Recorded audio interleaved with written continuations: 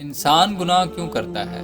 یہ ایک ایسا سوال ہے جو ہر دور میں سوچا گیا اور سمجھنے کی کوشش کی گئی کہ انسان کو گناہ کی طرف کون سی طاقت لے جاتی ہے۔ کیا گناہ انسانی فطرت کا حصہ ہے یا وہ اسے خود اختیار کرتا ہے؟ جب ہم اس سوال پر غور کرتے ہیں تو پتہ چلتا ہے کہ گناہ کے پیچھے کئی عوامل اور جذبات شامل ہیں جو انسان کو اسراف پر لے جاتے ہیں۔ فطرت اور خواہشات کا تعلق۔ انسان کی فطرت میں جذبات اور خواہشات کے لیے ایک خاص کشش پائی جاتی ہے۔ ایک شخص اپنی خواہشات کو پورا کرنے کے لیے اکثر ایسے قدم اٹھا لیتا ہے جو غلط ثابت ہوتے ہیں۔ یہ چھوٹی چھوٹی خواہشات جو اصل میں انسانی زندگی کا حصہ ہیں، جب اپنی حد سے بڑھ جاتی ہیں تو یہ گناہ کا سبب بنتی ہے۔ یہ خواہش انسان کے ذہن اور دل پر اتنی حاوی ہو جاتی ہے کہ اسے صحیح اور غلط کا فرق سمجھ نہیں آتا۔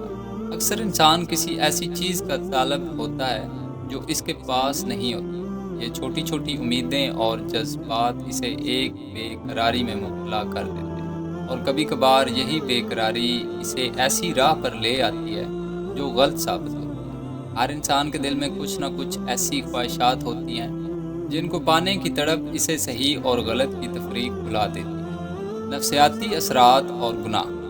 انسانی ذہن اور نفسیات بھی گناہ کی طرف جانے میں اہم کردار ادا کرتے ہیں۔ جب انسان کے اندر غم، غصہ یا کوئی پرانی رنجش ہوتی ہے تو وہ اپنے جذبات پر قابو نہیں رکھ پاتا۔ یہ مسائل اسے ایسے کاموں کی طرف دھکیل سکتے ہیں جو اس کے اصول اور عقائد کے خلاف ہوتے ہیں۔ مثال کے طور پر، اگر کوئی شخص کسی ناانصافی کا شکار ہو یا غصے میں مبتلا ہو تو وہ خود پر قابو نہیں پا سکتا، اور کبھی کبھار وہ چھوٹے گناہ میں پڑ جاتا ہے جو اسے ایک وقتی تسلی اور سکون فراہم کرتا ہے۔ اس کے علاوہ نفسیات کا ایک اور پہلو بھی ہے۔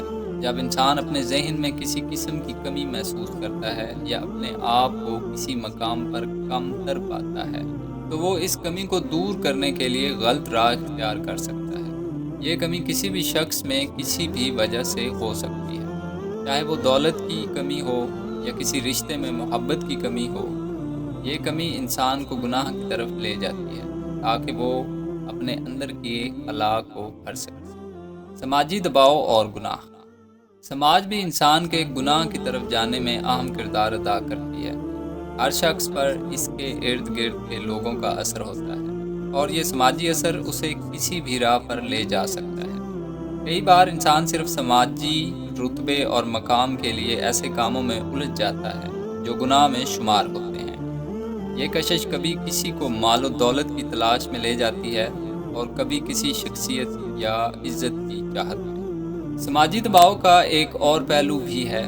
کئی بار لوگ اپنے ماحول میں رہنے کے لیے گناہ کی طرف مائل ہو جاتے ہیں تاکہ وہ دوسروں کی نظر میں بہتر لگ سکے یا ان کا اپنا احساس کمتری دور ہو سکے۔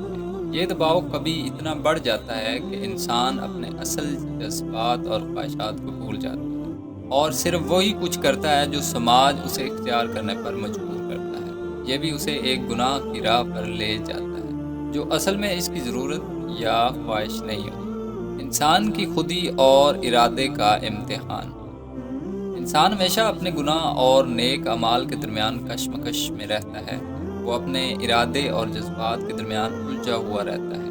یہ گناہ صرف ایک بے اختیاری عمل نہیں بلکہ اس کی خودی اور ارادوں کا ایک امتحان ہے۔ کبھی کبھی انسان اپنی اصل شخصیت کو کھونا نہیں چاہتا، لیکن جب وہ اپنے ارادے میں کامیاب نہیں ہوتا تو وہ اپنے گناہ کو ایک معمول کا حصہ بنا لیتا ہے۔ یہ خودی اور ارادے کا امتحان ہر شخص کے لیے مختلف ہوتا ہے، اور اس کا جواب بھی اسی کے ذہن اور جذبات میں چھپا ہوا ہوتا ہے۔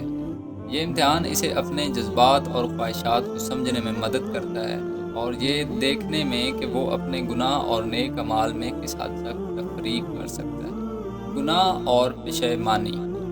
ہر گناہ کا ایک انجام ہوتا ہے اور وہ ہے پشیمانی۔ گناہ کے بعد کا یہ احساس انسان کو اپنے اعمال پر غور کرنے پر مجبور کرتا ہے۔ یہ پشیمانی اسے اپنے راستے پر واپس لا سکتی ہے یا اسے مزید گناہ کی طرف دھکیل سکتی ہے۔ ہر انسان کے پاس یہ اختیار ہے کہ وہ اپنے گناہ سے سبق لے اور اپنی زندگی میں ایسے اعمال کرے جو اسے بہتر اور پرسکون بنائے۔ پشیمانی اور گناہ کا یہ تعلق انسان کی زندگی میں ایک نیا موڑ لا سکتا ہے۔